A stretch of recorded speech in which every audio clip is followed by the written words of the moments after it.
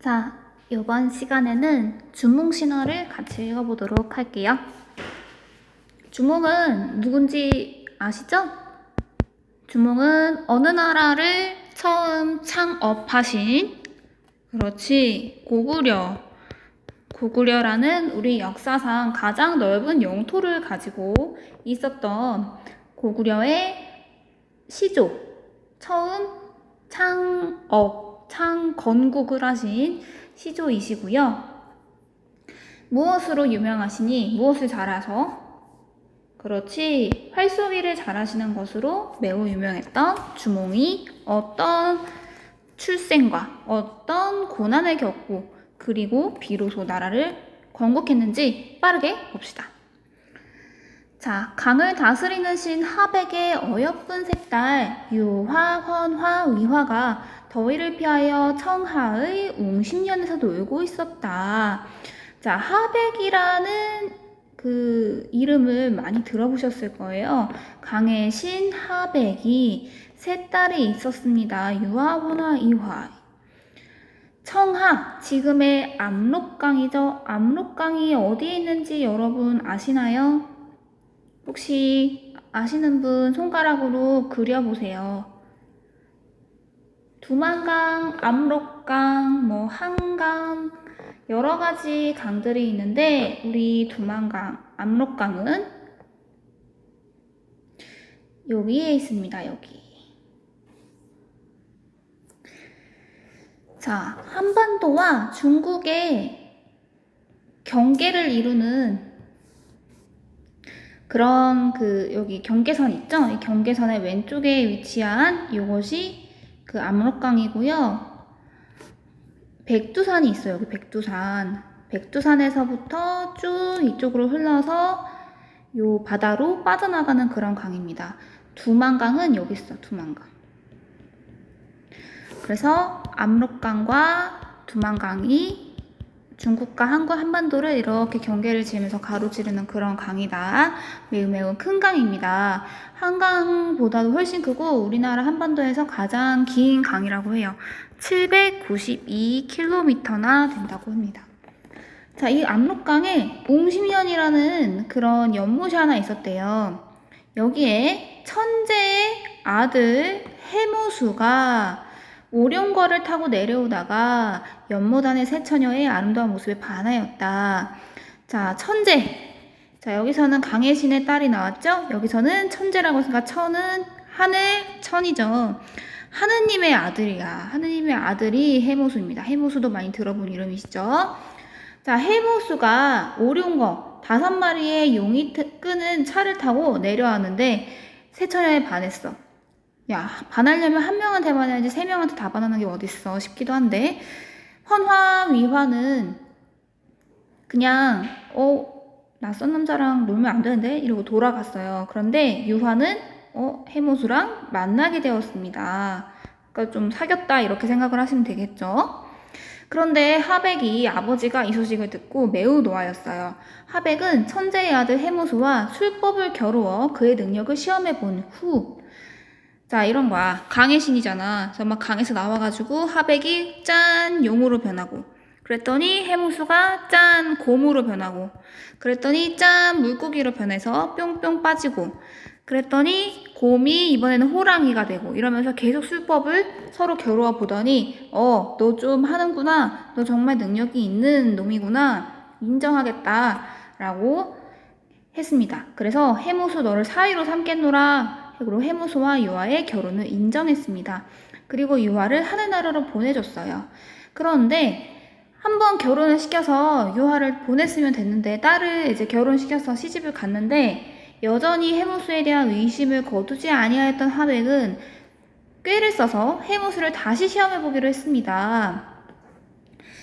아, 이놈 정말 괜찮을까? 하고서 술법을 부려서 가죽 부대에 해무수를 넣고 주머니에 묶어서 가두었어요. 꽁꽁 묶어서 물속에 이제 잠겼다가 다시 무트로 올려보낸 거지. 이거 상당히 사람 거의 막 사람이 아니지만 신이지만 거의 엄청난 일을 벌인 거잖아요. 사람을 굉장히 인간이면 죽었을 거 아니야. 그랬는데 물 밖으로 나오기도 전에 해모수는 이 안에서 술에서 깨고 나를 이렇게 가족 부대에 넣고 물에 빠뜨린 이 하백, 이 강혜신, 그의 딸, 안 되겠다. 봐주려고 했더니 정말 못 봐주겠다라고 생각하고 크게 노하여 홀로 승천하였습니다. 그래서 혼자 하늘로, 고향으로 돌아가 버렸어요. 그러니까 이제 사실 하백이 자기가 잘못해놓고 여러 번 시험을 해서 해못을 화나게 했으면서 그럼에도 또 유아한테 또 화가 나는 거야. 야, 너는 남자를 제대로 된 놈을 만나야지. 네가 그냥 함부로 지나가던 그 천재의 아들하고 사귀게 되니까 결혼을 시켜줬는데 이렇게 된 거 아니냐? 너희들 동생들 봐봐. 헌화랑 위화는 얌전하게 집에 들어오니까 이런 일이 없었지. 근데 너는 지금 뭐 하는 거니? 이러면서 유화를 귀양을 보내네? 참 유화는 지금 슬픈 처지에 놓였습니다. 억울해 죽겠죠. 자, 그렇지만 좋은 일이 또 있었습니다. 그래서 이 강의 신의 딸인 유화가 귀양을 가다가 이때부터 이제 역사적인 인물이 등장을 하죠. 동부여의 왕, 부여의 왕, 금화왕이 우연히 우발수라는 그런 강 근처로 나들이를 갔다가 유화를 만나요. 그리고 불쌍히 여겨서 유화를 궁궐로 데려왔어요. 그러니까 사실은 이제 왕의 후궁이 되었다 이렇게 생각할 수 있겠죠. 그런데 그녀를 향하여 햇빛이 계속해서 비치는 기이한 일이 계속되더니 마침내 그녀는 잉태하였다. 야, 진짜 신기하다. 잉태가 임신이 됐다는 거야. 근데 그 임신이 무엇에 의해서? 햇빛에 의해서. 자, 그리고 심지어 하지만 그녀는 커다란 알을 낳자. 야, 심지어 낳은 게 뭐야? 알이야. 햇빛에 의해서 잉태가 되었고 낳은 것은 사람이 아니라 알을 낳았어요. 너무나 신이로운 일이죠. 신이한 출생이죠. 여기서부터 이미 사실은 해무수라는 하늘의 신을 만났기 때문에 예고되어 있지만 굉장히 신비로운 출생이구나 라는 것을 알 수 있습니다. 자, 그리고 햇빛은 어디에서 오는 거죠? 해는 어디에 떠 있죠? 하늘에 떠 있잖아. 그래서 이것은 사실 해무수의 그런 영험한 힘에 의해서 하늘의 빛을, 하늘의 힘을 받았다라는 것을 얘기를 하는 거죠. 당연히 인간들이 보기에 어때? 불길한 징조다. 와, 어떻게 이런 일이 괴물이다 라고 생각해서 유화로부터 알을 빼앗아 돼지우리에 던져버렸습니다. 자, 그런데 놀랍게도 돼지들은 이 알을 먹지 않았을 뿐더러 도리어 소중히 하였다.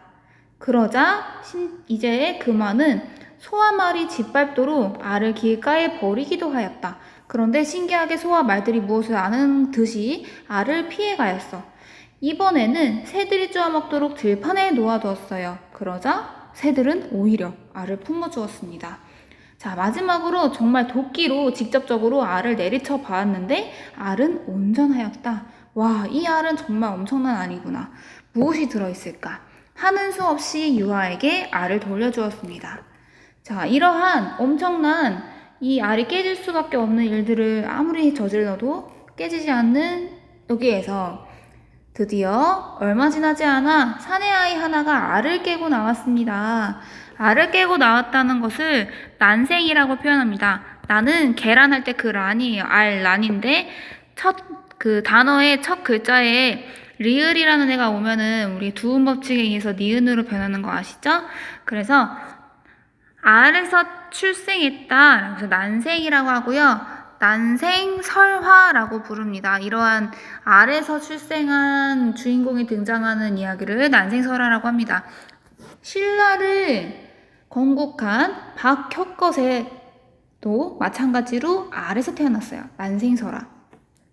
자, 이 주몽은 날 때부터 보통 아이들과는 달라 7살이 되었을 때 스스로 활과 화살을 만들어 쏘는데 백발백중이었다. 이 아이의 이름을 부여말로 활을 잘 쏘는 사람이라는 뜻인 주몽이라고 지었다.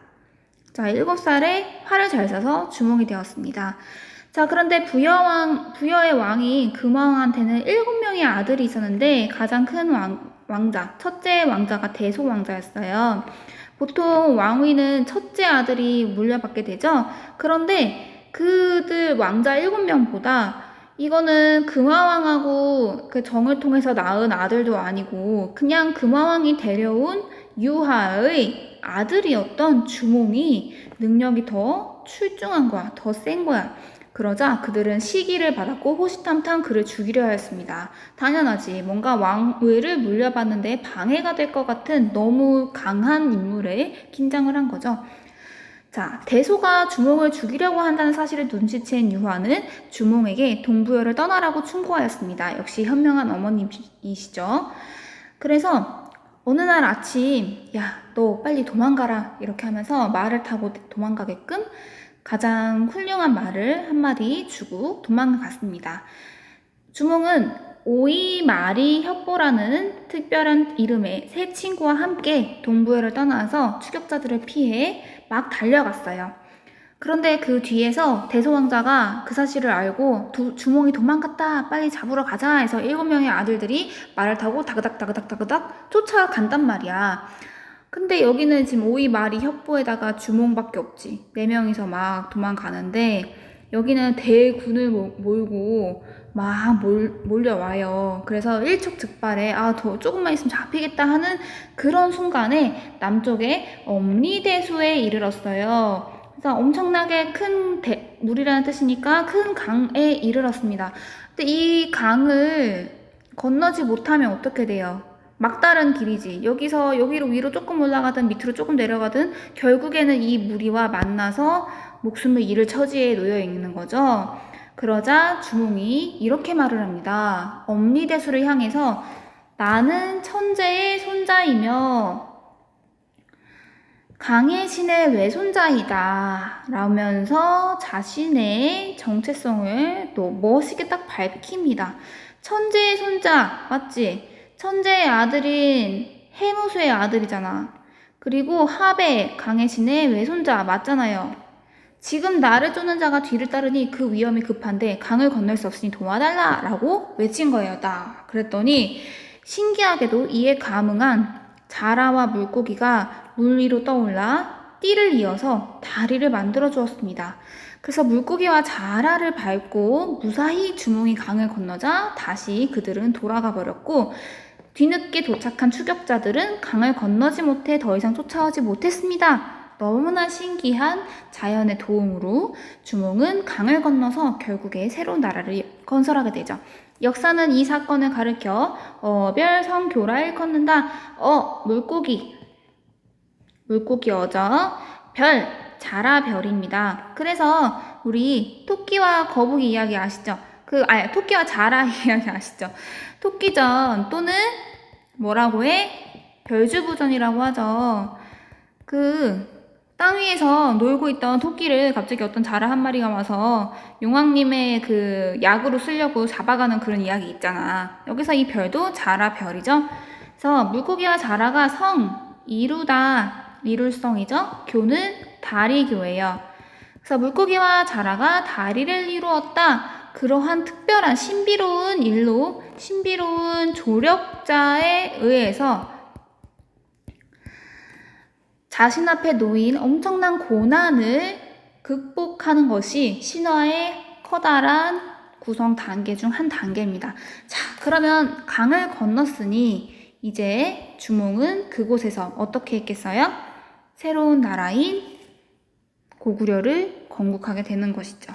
자, 이렇게 요번에 주몽 신화도 읽어보았습니다. 신화는 이런 것이구나. 특별한 신이한 출생, 그리고 엄청 여러 가지 고난을 겪죠. 돼지, 소말, 새, 도끼로 내리치며 그리고 다른 7명의 아들들에 의해서 죽임을 받으려는 위협, 고난을 겪고 하지만 어떻게 그런 고난을 극복할 수 있도록 도와주는 신비로운 자라와 물고기라는 조력자의 도움으로 고난을 극복, 그리고 결국엔 무엇을 해? 고구려를 건국하는 위협을 달성하는 이것이 신화의 단계입니다.